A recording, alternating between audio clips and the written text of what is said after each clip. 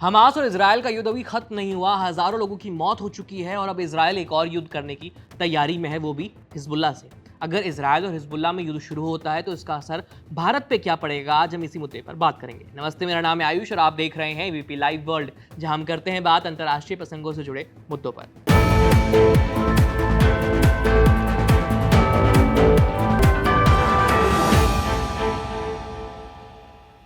पिछले 8 महीने से चल रहा इजरायल हमास का युद्ध कब खत्म होगा, कुछ पता नहीं। इस युद्ध में गाजा पट्टी के हजारों निर्दोष लोग मारे जा चुके हैं, जिसमें सबसे ज्यादा संख्या महिलाओं और बच्चों की है।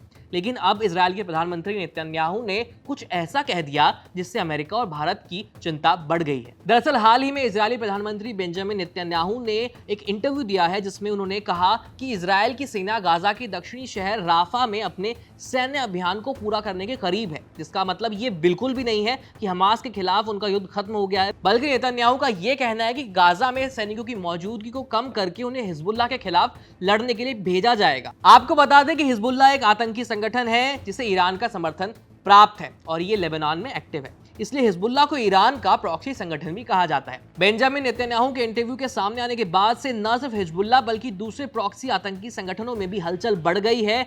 ईरान के प्रॉक्सी आतंकी संगठन असैब अहल अल हक के नेता कैस अल गजाली ने धमकी दी है कि अगर इजरायल ने लेबनान पर हमला किया और अमेरिका ने इजरायल को रोका नहीं तो वो लोग इराक और मिडल ईस्ट में जो स्थित अमेरिकी टारगेट्स हैं उन पर हमला कर देंगे। वहीं हिजबुल्लाह के नेता हसन नसरल्लाह ने एक वीडियो जारी कर कहा है कि अगर इजरायल उन पर हमला करता है तो वो भी इसका जवाब पूरी ताकत से देंगे। यही नहीं, नसरल्लाह ने इजरायल के साथ युद्ध होने की संभावना भी जता दी है।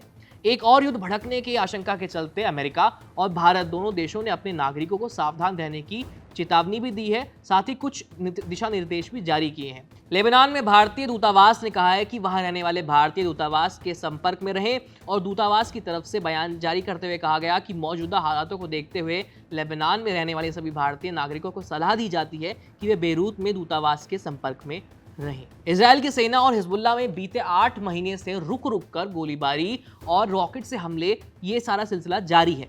जहां इजरायली सेना की गिनती दुनिया की सबसे मजबूत सेनाओं में होती है, तो वहीं हिजबुल्लाह के पास भी भारी और खतरनाक हथियारों का जखीरा होने की रिपोर्ट सामने आई है। और अगर इन दोनों के बीच युद्ध छिड़ता है तो इसका अंजाम सिर्फ और सिर्फ तबाही होगी। इस खबर में इतना ही। जो भी अपडेट्स होंगे हम आप तक लाते रहेंगे। वर्ल्ड न्यूज को जानने के लिए देखते रहे हमारा चैनल। मेरा नाम है आयुष, धन्यवाद।